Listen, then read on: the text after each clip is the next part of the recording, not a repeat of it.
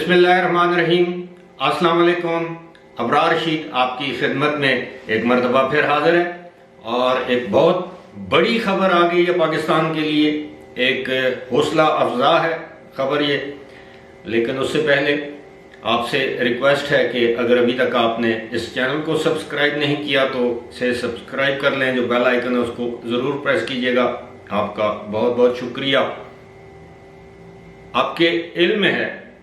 کہ 15 ستمبر کو پاکستان کے وزیر اعظم شہباز شریف نے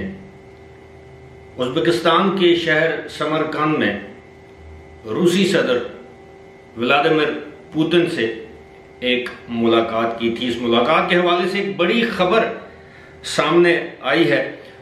وہ آپ سے شیئر کروں گا، اور بڑی خبر اس لیے ہے کہ وہ پاکستان کے لیے بہتر ہے، پاکستان کی معیشت کے لیے بہت ہی بہتر خبر ہے۔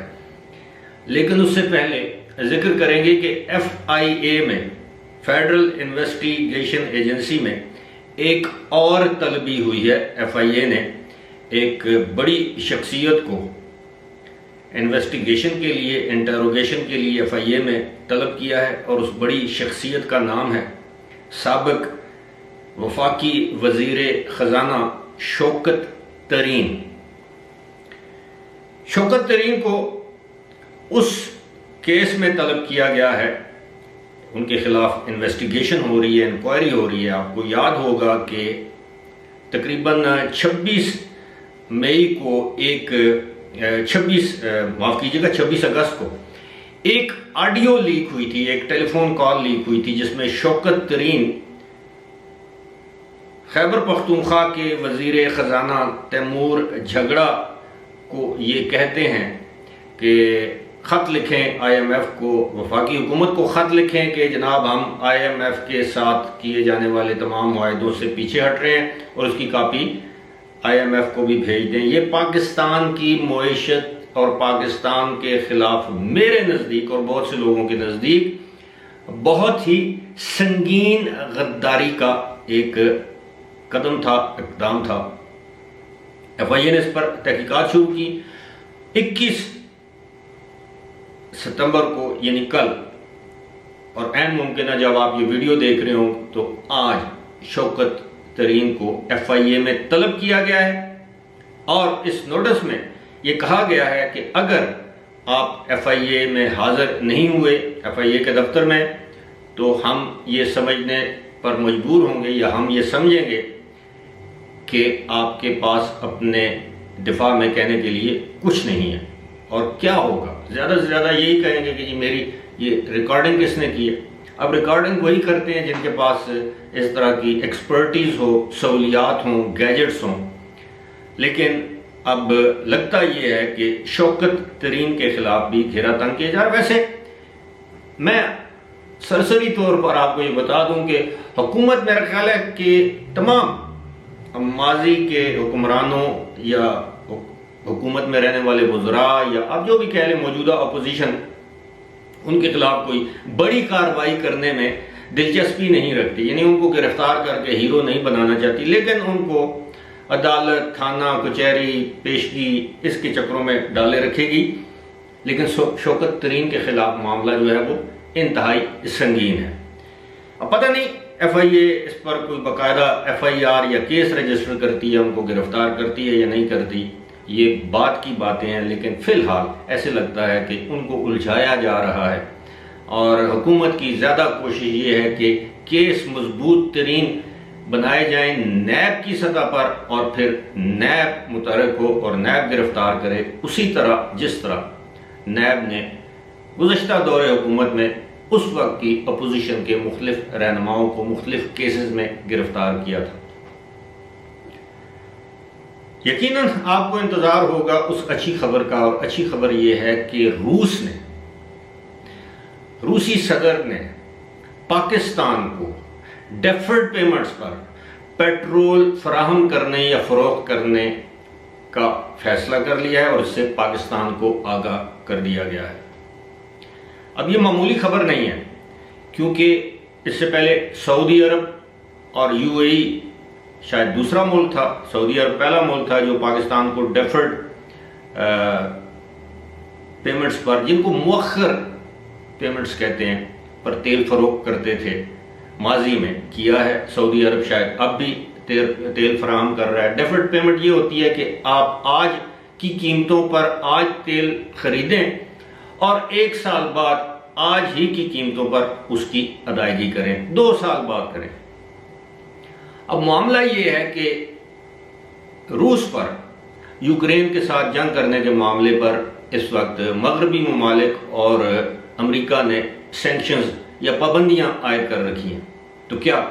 امریکہ اس حوالے سے پاکستان کو یہ اجازت دے گا؟ سننے میں یہ آیا ہے، ایک جنگ اخبار نے یہ کلیم کیا، یہ دعویٰ کیا ہے کہ اس حوالے سے امریکہ نے پبلکلی اس کو اپوز کرنے سے گریز یا اجتناب کرنے کا عندیہ دیا ہے، کیونکہ امریکہ کو بھی معلوم ہے کہ پاکستان کی اکنامک کنڈیشن یا معاشی صورتحال بہت خراب ہے اور پاکستان کو اس طرح کی رعایتوں کی ضرورت ہے۔ اب 2 معاملے ہیں اس میں، صرف 2۔ ایک تو یہ ہے کہ کیا پاکستان میں جو روس سے درآمد کیا جانے والا آئل، تیل، پیٹرول ہے، اس کو ریفائن کرنے کی، کیونکہ وہاں جو تیل درآمد کیا جاتا ہے یہ عام طور پر کروڈ آئل اسے کہتے ہیں، را فارم میں ہوتا ہے، اس کو پھر ریفائن کیا جاتا ہے۔ تو کیا پاکستان کے اندر جو موجود ریفائنریز ہیں مختلف، کیا وہ روسی تیل کو ریفائن کر سکتی ہیں، یا یہ روس سے ریفائن ہوا پیٹرول پاکستان آئے گا؟ یہ بھی ممکن ہے، لیکن اس طرح ویسے ہوتا کم ہے۔ زیادہ تر ممالک اپنے ملک میں خود اپنی ضرورت کے مطابق اس کو ریفائن کرتے ہیں۔ ایک تو یہ معاملہ ہے تیل کو ریفائن کرنے کا۔ دوسرا معاملہ یہ ہے کہ اگر روس پاکستان کو تیل فراہم کرتا ہے تو روس سے جو تیل پاکستان آئے گا، ایک تو اس میں وقت زیادہ لگے گا، کم از کم 2 ہفتے کم از کم، اور دوسرا یہ ہے کہ فریٹ چارجز، اگر روس سے آپ تیل منگوائیں گے تو اس پہ جو بحری جہاز، جو آئل ٹینکر جو لے کر وہ تیل پاکستان پہنچے گا، ظاہر ہے اس کا کرایہ جسے ہم فریٹ کہتے ہیں وہ زیادہ ہوگا، اور بنسبت اس کے کہ جو تیل ہم خریدتے ہیں اس وقت، جو ہمارے پاس جو تیل آتا ہے وہ یو اے ای سے جو آتا ہے، اس میں میرا خیال ہے کہ شاید 2 یا 3 دن لگتے ہیں ابو دھابی سے جو ہمارے پاس تیل آتا ہے۔ اسی طرح سعودی عرب سے جو تیل آتا ہے اس میں بھی 2 دن شاید لگتے ہیں، 48 گھنٹے کے اندر وہ بحری جہاز یا آئل ٹینکر یا کنٹینر جو بھی آپ اس کو نام دیں وہ پاکستان پہنچ جاتا ہے۔ اس کے علاوہ معاملہ یہ ہے کہ اگر آپ تیل خریدتے بھی ہیں، مثال کے طور پر سنگاپور کی کسی کمپنی سے آپ تیل خریدتے ہیں تو وہ بھی ریفائن ابو دھابی میں ہوتا ہے، اور ابو دھابی وہ کمپنیاں ہیں وہ وہاں سے پاکستان اس کی ترسیل کرتی ہیں، صرف پاکستان ہی نہیں دیگر ممالک۔ تو اب یہ دیکھنا کہ کیا روس اپنے تیل کی، یعنی روس کے پاس جو تیل ہے اس کی قیمت بھی کم کرے گا عالمی مارکیٹ سے، پاکستان کو سستے داموں میں دے گا کہ تاکہ پاکستان کو جو فریٹ چارجز پڑتے ہیں وہ بھی کم ہو، اور پاکستان میں ایسا نہ ہو کہ جناب آپ جس طرح ہوتا ہے نا کہ آپ نے کپڑے تو لے لیے لیکن کپڑوں سے زیادہ اس کی سلائی کا خرچہ آ جاتا ہے، یعنی کپڑوں کی قیمت اتنی زیادہ نہیں ہوتی جتنا وہ درزی جو ہے وہ ٹیلر آپ سے سلائی کے پیسے لے لیتا۔ تو ایسا تو نہیں کہ پاکستان میں پتہ چلے جناب تیل تو ادھار آ رہا ہے لیکن اس کی قیمت کل کو ہمیں بہت زیادہ ادا کرنی پڑے گی فریٹ چارجز کی وجہ سے۔ یہ سارے معاملات ظاہر ہے حکومت دیکھے گی۔ اس سے پہلے میں یہ بھی بتاتا چلوں، حکومت پاکستان کے بڑے سنجیدہ لیول کے اب مذاکرات ہو رہے ہیں روس کے ساتھ، یہ جو گیس پائپ لائن والی بات ہے، اور ساتھ ہی ساتھ ابھی چند روز پہلے 3-4 روز پہلے وزیر دفاع خواجہ آصف جو کہ اس دورے پر موجود تھے، انہوں نے بھی یہ ایک انکشاف کیا ہے کہ روس نے پاکستان کو سستے داموں گندم دینے کا بھی اعلان کر دیا ہے۔ اب خوراک ایک ایسی چیز ہے اس پر امریکہ کو کوئی اعتراض نہیں ہو سکتا، تیل پر ممکن نہ ہو لیکن کہا یہ جا رہا ہے کہ امریکہ اس پر بھی معترض نہیں ہوگا۔ تو دونوں صورتوں میں اگر پاکستان کو، کیونکہ پاکستان میں آنے والے دنوں مہینوں میں گندم کی شارٹیج ہوگی، پہلے ہی آٹا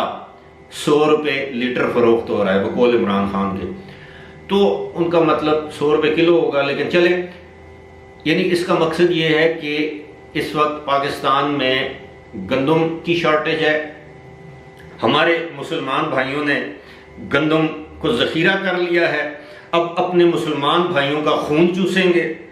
منافع خوری کریں گے، پھر رمضان آئے گا، عمرے پہ چلے جائیں گے، پھر اس کے بعد حج کی سعادت حاصل کرنے چلے جائیں گے، پھر اس کے بعد بڑے بڑے دسترخوان لگائیں گے، غریبوں کو کھانا کھلائیں گے لوٹی ہوئی دولت سے۔ یہ ہمارے پاکستان کے جو رابن ہوڈز ہیں، یہ جو اس طرح کے کریکٹر ہیں، میں کہتا ہوں قابل نفرت نہیں، ان پر لعنت بھیجنی چاہیے صبح دوپہر شام، جو ایک پسی ہوئی مظلوم بھوکی ننگی قوم کے ان حالات سے اپنے مالی مفادات کے لیے ناجائز طریقے سے منافع خوری کرتے ہیں، ذخیرہ اندوزی کرتے ہیں۔ بہرحال میں سمجھتا ہوں کہ یہ جو 2 خبریں میں نے آپ کے ساتھ شیئر کی ہیں، خاص طور پر تیل اور گندم کے حوالے سے، میں سمجھتا ہوں یہ پاکستان کے لیے بہترین خبریں ہیں۔ اللہ تعالیٰ سے دعا ہے کہ اللہ تعالیٰ پاکستان کے معاشی حالات، سماجی، سیاسی، ہر طرح کے حالات پاکستان میں بہتر کر لے، اور جلد از جلد جو سیلاب کی تباہ کاریاں ہیں اللہ تعالیٰ اس سے پاکستان کو آزاد کرے، آمین۔ یہ کتے میرے جو ہیں نا، یہ میری ویڈیو کے ساتھ ضرور گھومتے۔ بہرحال فی الحال مجھے دیجیے اجازت، خدا حافظ۔